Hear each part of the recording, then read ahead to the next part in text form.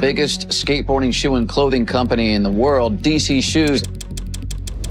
Despite once being one of the most popular action sports companies in the world, DC is currently on the brink of collapse. It's had several changes in ownership, it's lost many of its key riders, and its sales numbers are the lowest they've been in years, leaving the entire company on the edge of failure. How did it get to this point? Where did things go wrong? And can anything be done to save it? In the early 90s, street skateboarding was just starting to form, and as a result, a lot of cool underground streetwear brands were popping up.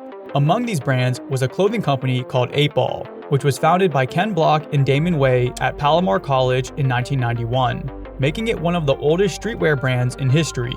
Unfortunately, as a business founded by college students, it wasn't exactly the most official, and they didn't actually own the trademark, so it was forced to shut down just as it was starting to grow. But this didn't stop Ken and Damon. Instead, they continued starting various businesses before eventually starting a pants company called Drawers in 1994, which soon expanded into a full-on clothing brand, also known as Drawers Clothing, or DC for short. Since Damon Way was the brother of famous professional skateboarder Danny Way, they had instant validation in the market, and the brand saw a lot of growth early on. This led them to quickly branch into skate shoes as well, and just like that, DC Shoes was created.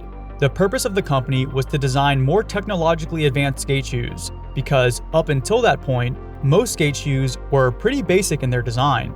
This is my very first professional shoe with DC Shoes. Now, it seems incredibly plain and simple, but 15 years ago, this was like pushing the boundaries of athletic design. Their original shoes might seem simple compared to modern shoes, but back then, they were extremely advanced, especially for skateboarding. During this period, they were making incredibly popular skate shoes that were pushing the boundaries of what was possible. And within their first year, they did over $1.5 million in sales, proving that they were onto something.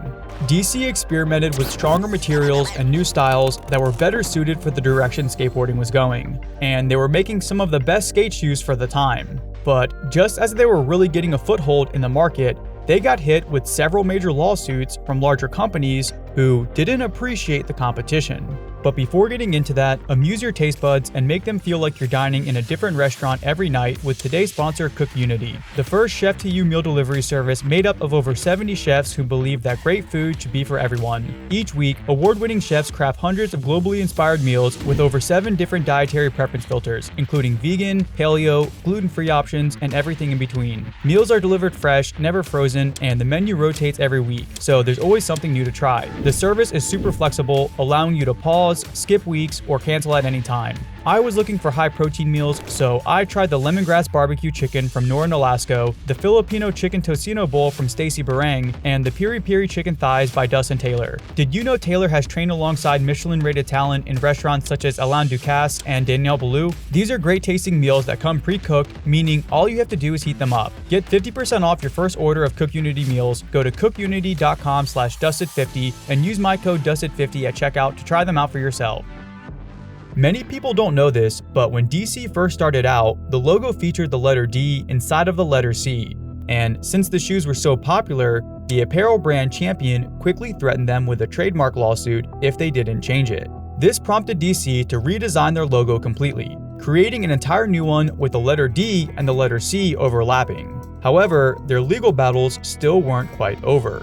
After switching from their first logo to a more original design, they were then threatened by Converse for using a 5-point star on a shoe, forcing DC to change their logo again to a 7-point star, which is the iconic logo they eventually became famous for. They would later be sued again by DC Comics, however, it would come out in court that DC Comics didn't actually own the trademark, resulting in them having to pay DC Shoes a royalty until they eventually changed their logo years later. Luckily, they were able to avoid these massive legal battles early on, but it showed that despite being so new, DC was making waves in the shoe industry, and big players were taking notice. On top of having great products, what stood out even more about DC was their marketing. They took a creative approach to their ads, and from the start, they were great at getting attention. Aside from traditional advertising, DC was also the first streetwear company to start doing collaborations with other companies and artists. As far back as the late 90s, DC was doing collaborations with KAWS, Obey, and Supreme. a solid decade before collaborations became popular.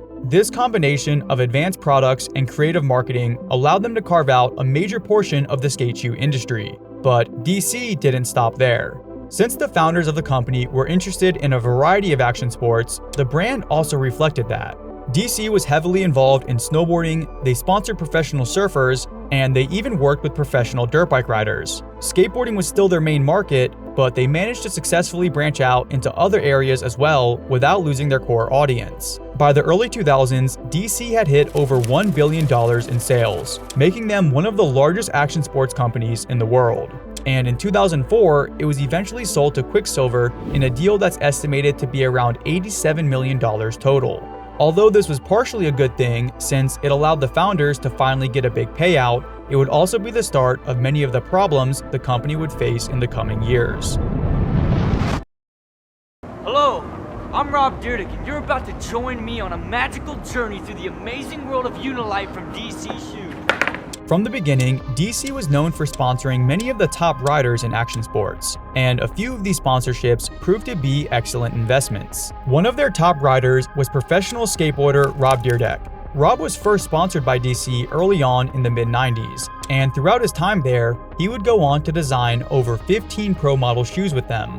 When he later managed to secure several big TV shows, he was constantly wearing DC shoes and apparel, giving the brand exposure to millions of viewers worldwide. And if you're already familiar with DC, there's a high chance that one of these shows is how you found out about them. It's even been estimated that the exposure from his shows alone more than doubled DC's sales. But Rob wasn't their only major athlete.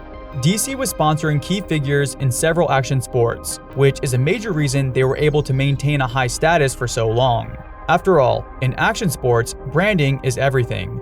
And at the end of the day, a brand is only as good as the people representing it. Because the company's founders were actual action sports enthusiasts, they had direct relationships with the people that they sponsored, which is part of what made the partnerships so successful. If an athlete came to DC looking for them to sponsor some major stunt or project, the owners were able to accurately gauge whether or not it was worth it. And they were also able to form teams of riders that made sense and were mutually beneficial. Within a few years of selling the company, though, these relationships started to slip. Quicksilver, the parent company that bought DC in the mid-2000s, was facing some major financial issues. See, shortly after buying DC, they also bought a French ski brand for $320 million in 2005. However, this purchase wasn't nearly as successful. Despite the company's turnaround efforts, the stock is down 80% since the beginning of the year. And after several quarters of negative growth, they sold the ski company for just $147 million, leaving them with a $173 million loss. In March 2007, Quicksilver announced that its fiscal first quarter profit plummeted 87% from a year earlier. That failed venture, along with the 2009 recession, left Quicksilver with over $1 billion of debt. And as a result, DC suffered greatly. By the early 2000s, fewer creative marketing projects were being done, and DC's team of riders wasn't the best crafted.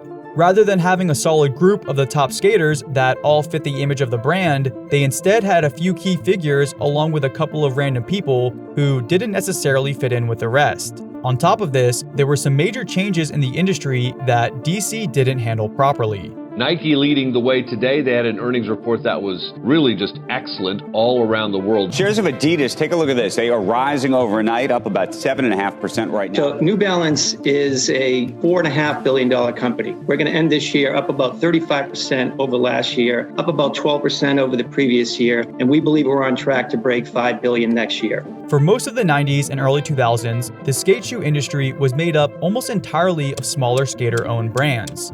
Massive companies like Nike and Adidas tried to take market share for years, but since skateboarders are naturally reluctant to support big corporations, the big-name companies were mostly unsuccessful. However, after over a decade of trying, these companies were finally able to force their way in by buying out a lot of the top skaters. With the giant budgets they had, creating a higher quality shoe was easy. And once they were finally able to convince top riders to endorse them, they were able to get the validation they needed to grow in the industry. Although DC was still a fraction of the size of Nike or Adidas, they were arguably the largest skater-owned shoe brand in existence. And thanks to their size, they actually might have had a chance at competing. had it not been for a few poor decisions. After trying to do a rebrand in 2011, DC seemed like it might potentially be able to make a comeback.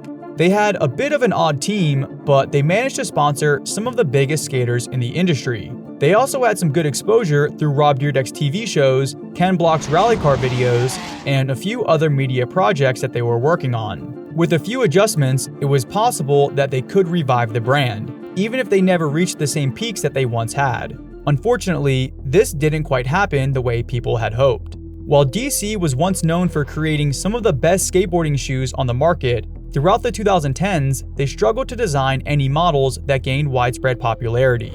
They had a couple of moderately successful shoes, but nothing that really caught on in the industry. Even longtime fans were starting to notice quality issues with the shoes, with one post reading, "I've been noticing they wear out really quick. I'm sure they were never like this. Going to have to go elsewhere, I think." They also failed to keep up with the creative marketing they used to be known for, especially after the mid-2010s when Rob Dyrdek's shows ended and Ken Block stopped making so many rally car videos, with no major riders stepping up to fill in those gaps. If you look through their channel, all of their most popular videos are over 10 years old. To make matters worse, slowly but surely, they lost a lot of their most popular riders, and somewhere along the line, the brand started to feel directionless. They've somehow managed to maintain a strong influence in specific markets, as well as a decent fan base in the snowboarding community, but nowhere near the level they previously had. In recent years, DC's parent company Quicksilver was bought out by a larger corporation for over $1 billion, sparking hopes that maybe there might be a turnaround. As it stands though, DC Shoes as a brand currently sits in limbo, and is still widely seen as a shadow of its former self.